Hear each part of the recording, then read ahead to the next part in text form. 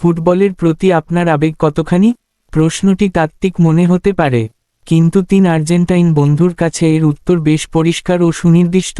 সাইকেলে চড়ে 17,000 কিলোমিটার পাড়ি দিয়ে যুক্তরাষ্ট্রের কানসাসে পৌঁছানো। এই দীর্ঘ যাত্রায় তাদের কোনো ক্লান্তি নেই। আগামী 16 জুন যুক্তরাষ্ট্রের কানসাস সিটিতে আলজেরিয়ার বিপক্ষে 2026 বিশ্বকাপের প্রথম ম্যাচে আর্জেন্টিনাকে সমর্থন দিতে 3 বন্ধু এখন দারুণ রোমাঞ্চ নিয়ে অপেক্ষা করছেন। ভিসেন্তে কনকুলিনি তার 2 বন্ধু মিগুয়েল সিলিও এবং ইয়ামান্ডু মার্তিনেজের সঙ্গে এই দীর্ঘ ভ্রমণে বেরিয়েছেন। যাত্রার উদ্দেশ্য ব্যাখ্যা করতে গিয়ে কনকুলিনি বলেন, এ সফরের অন্যতম একটি উদ্দেশ্য অবশ্যই জাতীয় দলকে সমর্থন করা, তবে সেটা মূল উদ্দেশ্য নয়। আমাদের কাছে মূল বিষয় হল দীর্ঘ পথচলা বা যাত্রাটি। আমরা এরই মধ্যে মেক্সিকো সহ 16টি দেশ ঘুরে ফেলেছি, এখন শুধু শেষ গন্তব্য যুক্তরাষ্ট্র বাকি, যেখানে কানসাস সিটিতে আর্জেন্টিনা খেলবে। ভিসেন্তে, সিলিও এবং মার্তিনেজ 3 জনই আর্জেন্টিনার গুয়ালেগুয়াইচু শহরের বাসিন্দা, যা বুয়েনস এইরেস থেকে 248 কিলোমিটার উত্তরে উরুগুয়ে সীমান্তের কাছে অবস্থিত।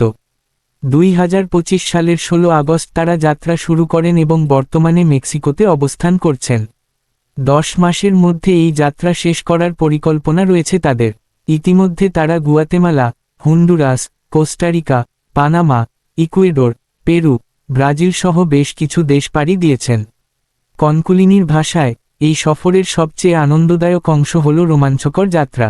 দীর্ঘ এই পথ পাড়ি দেওয়ার সময় তারা স্থানীয় সংস্কৃতি সম্পর্কে জেনেছেন, বিকল্প সব রাস্তার খোঁজ পেয়েছেন এবং দীর্ঘক্ষণ সাইকেল চালিয়ে নিজেদের পায়ের পেশিগুলোকেও বেশ ঝালিয়ে নিয়েছেন।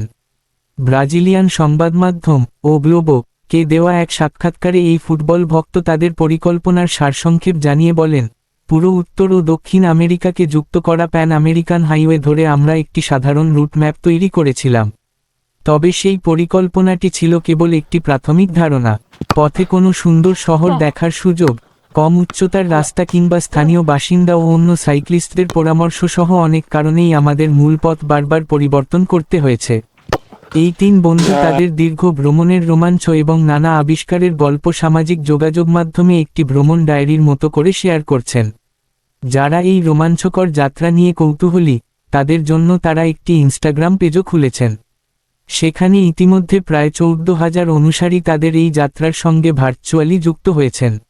ভ্রমণের নানা মুহূর্ত দিয়ে তৈরি করা একটি ভিডিওতে এই অভিযাত্রীরা বলেন, লিও, আমরা এখন নিকারাগুয়ায় আছি।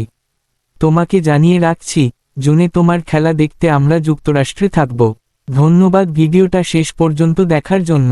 লাইক, কমেন্ট আর শেয়ার করতে ভুলবেন না। সাবস্ক্রাইব করে আমাদের সাথে থাকুন। কেমন লাগলো জানাবেন নিচে।